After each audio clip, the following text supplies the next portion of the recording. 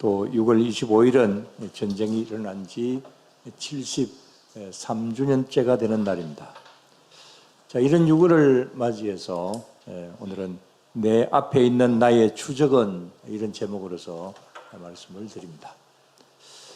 먼저 전에 어떤 교계 신문 기사에 우리 한국 교회가 너무 전쟁 용어를 너무 많이 쓴다라고 하는 그런 글이 실려져 있었습니다. 사실 그렇죠. 우리 교회 영적 전쟁, 전투 그런 말들 오늘 본문에도 보면은 싸운다, 무기, 견고한 진, 무너뜨린다 이런 말들, 또 오늘 제목이 주적이라고 하는 말을 가지고 오늘 말씀을 많이 드리겠는데 이것도 역시 마찬가지로 모두 다 전투적인 용어들입니다. 근데 문제는 이런 용어를 많이 사용을 하면서 이 선교지에 가서 이런 말을 많이 하다 보니까 그 나라 사람들이 우리가 사단이냐? 우리가 적이냐?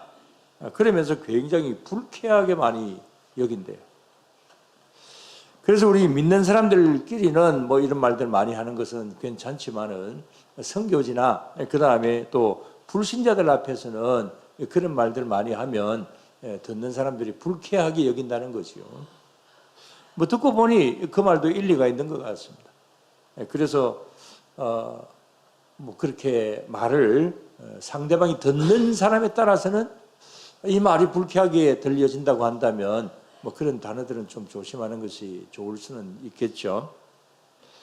근데 사실 우리의 이 믿음은 시작부터 전투입니다. 전쟁입니다. 성경은 창세기부터 요한계시록까지 이런 전투 용어가 굉장히 많이 나오죠. 근데 무슨 전투냐? 그건 영적인 전투입니다. 오늘 말씀 3절, 4절에도 그랬죠. 자, 이 싸움은 어디에 속한 것이 아니다? 육신에 속한 것이 아니다. 그랬어요. 육신에 속한 전쟁이 아니다. 그러니까 이것은 영에 속한 싸움이다. 영적인 전투다. 그런 말인 것이죠. 근데 이 전투는 끝이 없습니다. 세계 속에서 많은 전쟁들이 일어나고 지금 우크라이나, 러시아 전쟁 중에 있습니다만은 언젠가는 끝나겠죠. 세상의 전투는 끝이 있지만 그러나 영적인 전투는 끝이 없습니다. 하나님이 부르실 때까지 계속되는 것이죠. 그래서 우리는 계속해서 우리가 믿는 그 순간부터 우리는 하나님이 우리를 부르시는 그때까지 계속해서 이런 전투의 현장 속에 우리가 있습니다. 그러면 전투에는 2등이 없습니다. 2등하면 모두 다 죽습니다. 그래서 우리는 모든 영적인 전투에서 항상 이기는 전투가 되어야 된다. 2등하면 안 된다. 이 사실을 여러분들 명심하시기를 바랍니다. 그런데 이겨야 되는데 이기려면 어떻게 해야 될까요? 오늘 먼저 말씀을 드릴 것은 우리들에게는 이기려고 하면은 적이 있다라고 하는 그 사실을 인식하는 일입니다. 여러분들 앞에 적이 있습니까? 만약에 있다고 한다면, 만약에 있다고 하는 게 있죠. 그런데 가장 큰 적은 어떤 적입니까? 어떤 존재입니까? 자, 제일 큰 적을, 대표적인 적을 우리가 주적이라고 이야기를 합니다. 주적. 그럼 우리의 주적은 누굽니까? 먼저 국가적인 측면에서 이야기해 봅시다. 전에 일본의 어떤 신문사에서 우리 한국 중고등학생 2,500명을 대상으로 해서 설문조사를 했는데 전에 한번 말씀드린 적이 있습니다. 그 질문 중에 일본 신문사가 한 겁니다. 중고등학생들에게 이렇게 물었습니다. 한국의 제1의 주적은 누구냐? 이렇게 물었더니 중고등학생들이 뭐라고 대답을 했겠어요? 자, 사지선다형으로 일본, 북한, 미국, 중국 이렇게 나열을 해놔놓고 제1의 주적 어디냐? 그렇게 물었더니 1위가 일본이다. 이렇게 썼어요.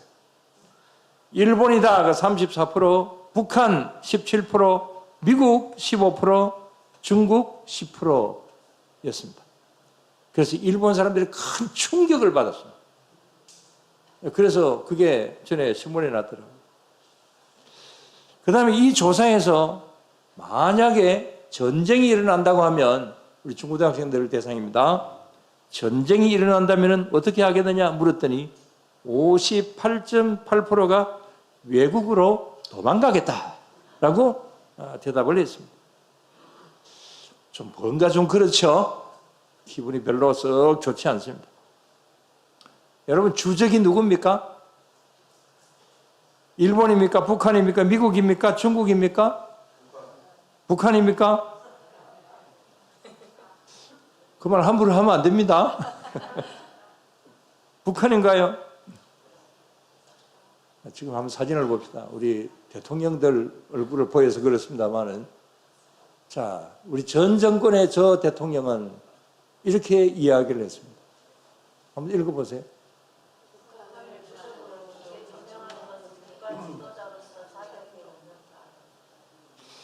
예, 그래 이야기했어요. 그 다음에 또 오른편의 대통령입니까? 대통령입니다. 주적은 북한. 우리 보고 어쩌란 말입니까? 전 대통령은 저렇게 이야기하고 현 대통령은 이렇게 이야기를 하고. 자, 저렇게 정권이 바뀔 때마다 주적에 대한 어떤 개념도 다릅니다. 어쨌든 작년부터 22년부터 국방백서에 주적은 북한이다. 이렇게 거기에 기록을 하고 있습니다. 아무튼 설문조사 결과처럼 요즘은 일본이 주적이다. 이렇게 이야기를 했던 것이 몇 년 전의 일이고, 그 다음에 북한이 주적이다. 이런 말은 여기에 대해서는 얼마만큼 찬성을 하는지는 모르겠습니다. 며칠 전에도 북한이 미사일을 남쪽 방향으로 쏘는 바람에, 그래서 서울에는 대피하라는 경보 문자가 뜨고, 또 그로 인하여서 잠시 소동이 벌어지고, 또 그것 때문에 국회에서 서로 지금 현재 공방전이 벌어지고 있는 그런 가운데 있기도 합니다. 자, 이런 면으로 북한은 주적입니까? 아닙니까? 저는 주적이라고 생각하는데 조금 조심스럽게 이야기하겠습니다. 주적이라고 생각합니다. 제가 너무 보수적인가요? 대답이 없어요, 여러분들도. 자, 이런 호국 보훈의 달에 주적에 대해서 한번 생각을 해볼 필요가 있습니다. 국가적인 어떤 주적, 좀 그런 것을 제외하고, 오늘은 우리 내일 모레면 현충일입니다. 또 6.25를 기념하는 그런 날이 6월 25일입니다. 그러나 여기에 대해서 사람들이 너무 모른다라고 하는 것에 좀 문제가 있습니다. 특히 우리 젊은 사람들은 6.25의 그 영향권 안에 있지 않았으니까 그러니까 잘 모를 수 있습니다. 물론 저도 6.25 끝난 다음에 태어났기 때문에 현실감이 그렇게 많지는 않지만, 그러나 어릴 때에 6.25 영향권 때문에 이제 가난하게 살았던 그런 면들은 있습니다. 그런데 전에 국가행정안전부가 우리나라 청소년들을 대상으로 해서 설문조사를 했는데, 현충일이 무슨 날이냐 이렇게 물었더니, 지금 군인이 들어오니까 지금 군인은 대답할 수 있을 것 같은데 현충일이 무슨 날이냐 그러니까 우리 청소년들이 뭐라고 대답을 했느냐면은 이순신 장군이 태어난 날이다 이렇게. 또 우리나라 청소년들 절반 이상이 6.25가 몇 년도에 일어났는지 모른다고 합니다. 여러분, 현충일이 무슨 날입니까? 이순신 장군이 태어난 날입니까? 현충일이라고 하는 그 사전적인 뜻은 이렇습니다. 충혈을 드러내는 날이라고 하는 그런 뜻입니다. 나라를 위해서 목숨을 바친 모든 분들의 충성을 생각을 해서, 그래서 그분들의 업적을 드러내고 그것을 기념하는 날이다. 물론 그 속에는 이순신 장군도 들어가겠죠. 그래서 현충일은 이순신 장군이 태어난 날이다 말을 해도 천분의 만분의 일은 맞습니다. 자, 뭐 그렇다고 해서 우리 과거사에 얽매여 살자 뭐 그런 것은 절대로 아닙니다. 뭐 북한이 주적이니까 싸워야 된다 뭐 그런 말도 아닙니다. 그러나 그때의 사실을 잊지는 말아야죠. 6.25도 잊지 말아야 되는 것이고 3.1운동도 잊지 말아야 되는 것이고 임진왜란도 잊지 말아야 되는 것이고 다 잊지는 말아야죠. 그래서 항상 또 대비를 해야 되는 것이죠. 그런 면에서 하성식이는 나라를 위해서 내일 군에 입대를 하게 됩니다. 잘하는 일입니다. 근데 이건 나라만 그런 것이 아니죠. 오늘 이 시간에 뭐 나라에 대해서 말씀을 드리려고 하는 것이라기보다도 우리의 영적인 신앙생활도 마찬가지다. 이런 측면에서 말씀을 드립니다. 어쩌면은 이건 우리가 가장 심각하게 여겨야 될 것이 바로 영적인 전투입니다. 왜냐하면 우리의 앞에는 확실한 주적이 있기 때문에 그렇습니다. 그 주적이 누굽니까? 우리의 원수마귀 사단입니다. 근데 이 주적인 원수 마귀 사단이 어떤 존재입니까? 오늘 여기 본문 4절에 보면, 자, 4절을 다 같이 다시 한번 볼까요? 우리의 싸우는 무기는 육신에 속한 것이 아니요 오직 어떤 견고한 진도 무너뜨리는 하나님의 능력이라 모든 이론을 무너뜨리며 그랬습니다. 우리의 싸우는 무기는 육신에 속한 것이 아니다. 오직 어떤 견고한 진이라고 하는 그런 말씀이 있습니다. 여기에 대해서는 그동안에 많은 말씀들을 드렸습니다. 다시 한번 조금 말씀드리면 헬라어 원어로는 오키로모라고 하는 그런 뜻인데 요새라고 하는 그런 뜻입니다. 요새. 아주 단단한 성, 쉽게 공격할 수 없는 그러한 잘 무너지지 않는 성, 이런 것을 이야기할 때 견고한 진, 이렇게 표현을 하는 겁니다. 그러니까 사단은 이런 견고한 진과 같은 단단한 그런 성을 구축을 하고 우리를 공격을 한다. 그런 말씀인 거지요. 근데 사단은 이런 견고한 진을 어디에다가 구축을 할까요? 이 견고한 진이 어디에 있을까요? 자, 몇 가지로 말씀을 드리면 가장 먼저는 이 견고한 진은 다른 데 있는 것이 아니라 내 안에 있습니다. 내 안에다가 이 사단은 견고한 진을 쌓습니다.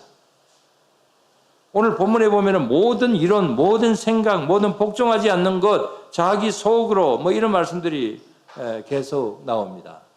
자, 이게 뭐냐면은 사단이 이런 것으로 내 안에 진을 짓고 내 안에 또아리를 틀고 그래서 나를 공격한다 라고 하는 그런 말씀인 거죠. 그래서 이건 쉽지 않습니다.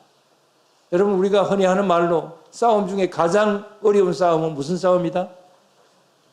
누구와의 싸움? 나 자신과의 싸움이다 그러잖아요. 이 주적 사단이 다른 사람이 아니라 나 자신의 내 안에다가 견고한 진을 쌓기 때문에 그래서 나와 내가 싸우는 거예요. 그렇기 때문에 나 자신과의 싸움이기 때문에 정말 쉽지 않습니다. 이게 무서운 영적 전투인 겁니다.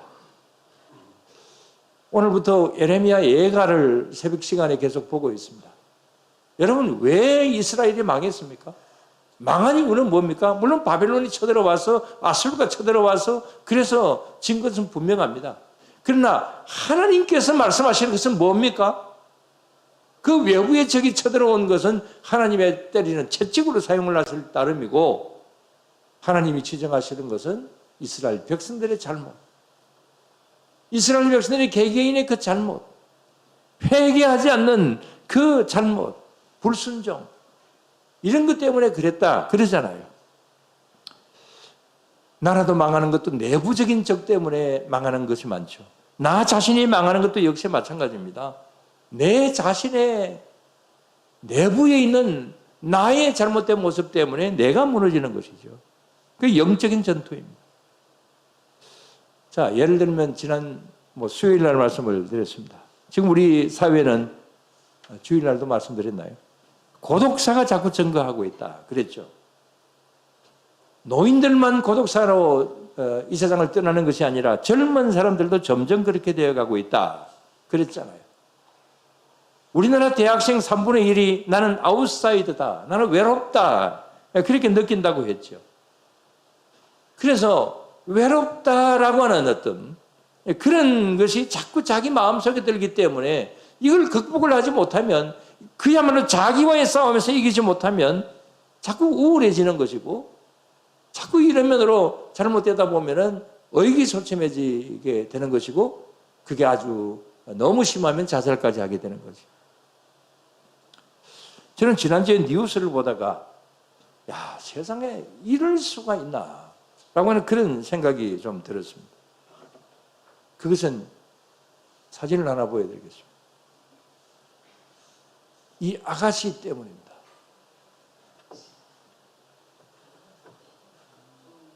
누군지 아시겠어요?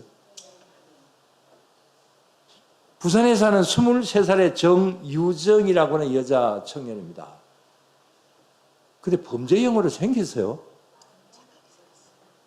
우리 딸보다는 못하지만 참 괜찮잖아요.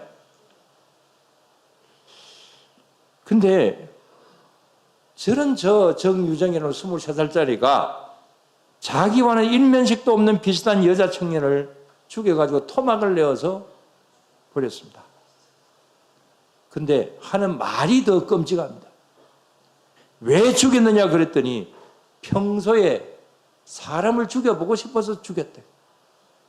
살인을 해보고 싶어서 그렇게 했다라고 하는 겁니다. 평소에 살인하는 범죄 드라마나 책들을 읽으면서 그런 생각을 종종 많이 하게 되었다는 거죠. 여러분 이게 뭡니까?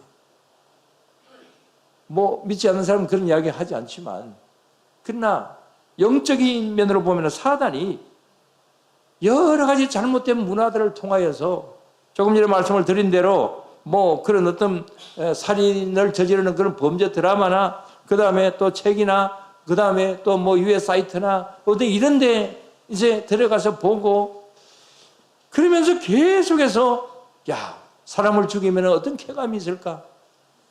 이런 어떤 면으로 자꾸만 마음속에 이런 것이 유혹이 들어오고 사단이 그런 것을 충동질했다고도 볼 수도 있는 거죠. 그래서 그것이 내 안에 쌓여서 견고한 진이 되어버린 것이죠. 그래서 저런 애띤 청년이 그런 짓을 하게 되었다. 흔히 살인사건들이 많이 일어나기는 하지만은 그러나 저 범죄형이지 도무지 범죄형같이 보여지지 않는 저런 어떤 아가씨가 저런 살인을 해보고 싶다.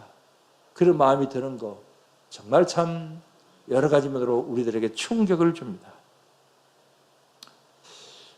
저 아가씨들 마음속에 이것이 잘못된 것이다 생각하지 않았겠어요? 내가 왜 이런 생각을 가질까? 그런 생각 가지지 않았을까요?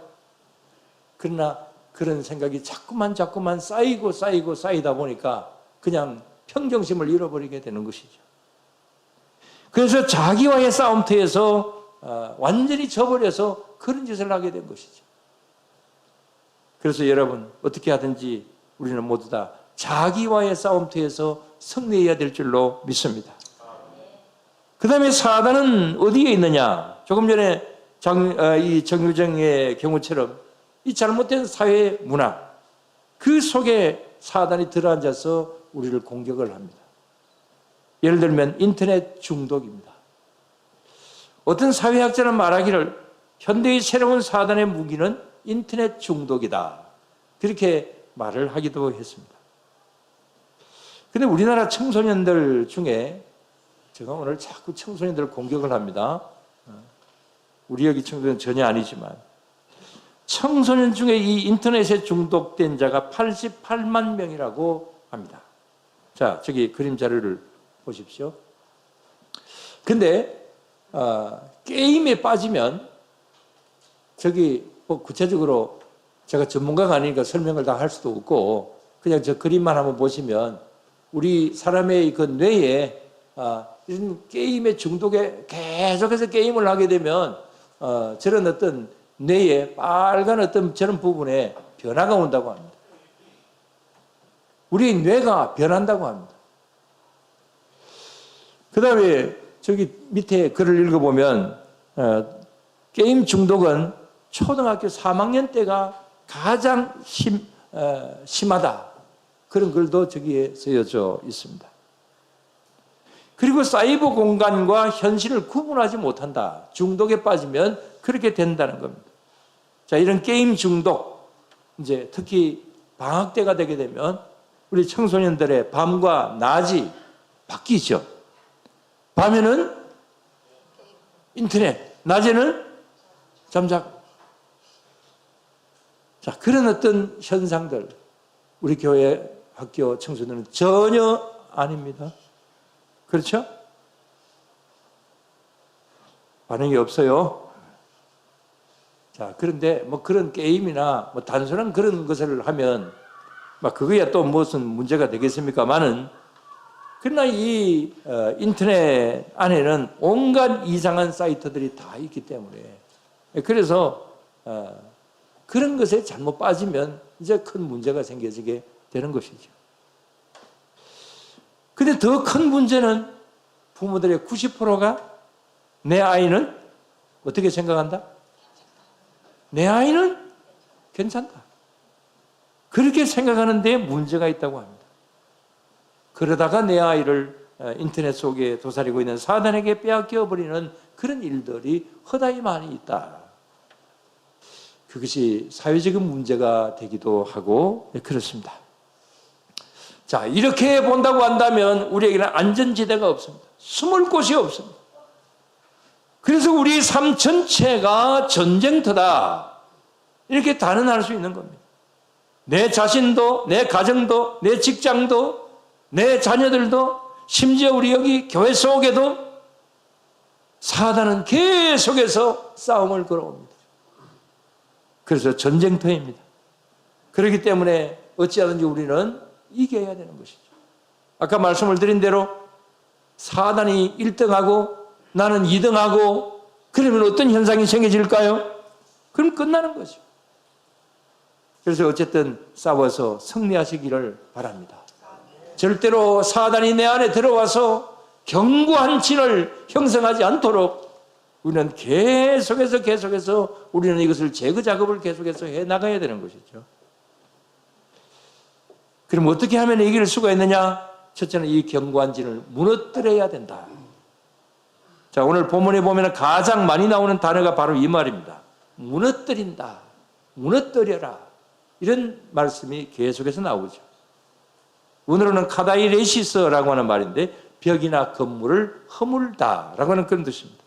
부수어라 그런 말입니다. 그러니까 이 견고한 진을 계속해서 부수고 헐어버리고 이런 일을 계속해야 된다. 그래야 이길 수 있다. 그런 말씀인 거죠. 두 번째는 이 견고한 진을 사로잡아야 된다.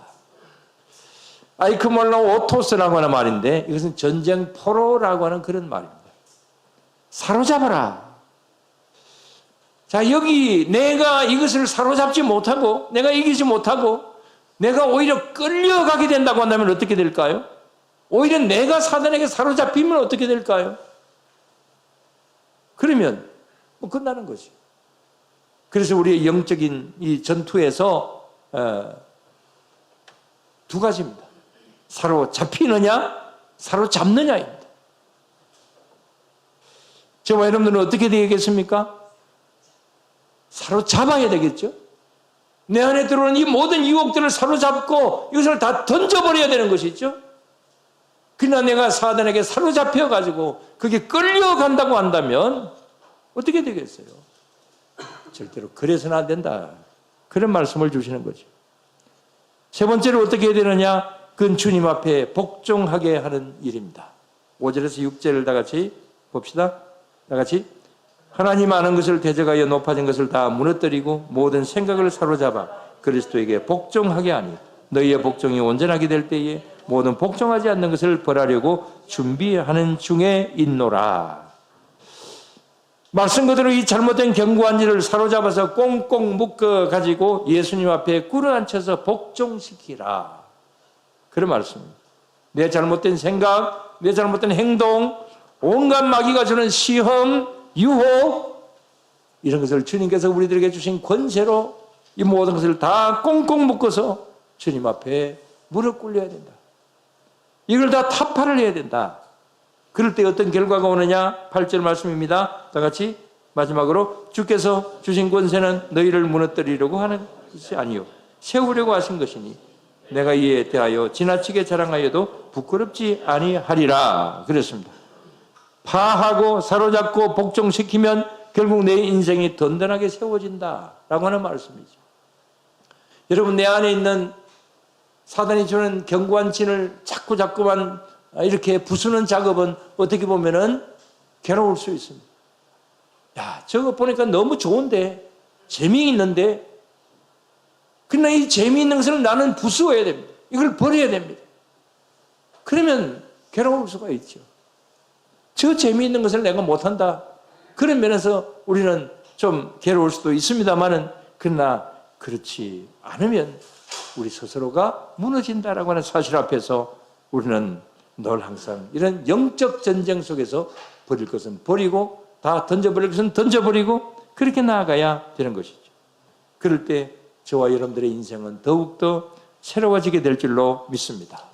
그래서 오늘보다 내일이 더 나은 인생이 되게 되고 내일보다도 모레가 더 나은 인생이 되어서 주님 부르시는 그날까지 항상 우리는 승리의 개성가를 부르며 날마다 승리자의 삶을 살아가는 그런 우리 모두가 언제나 다 되어야 될 줄로 믿습니다. 기도드리겠습니다.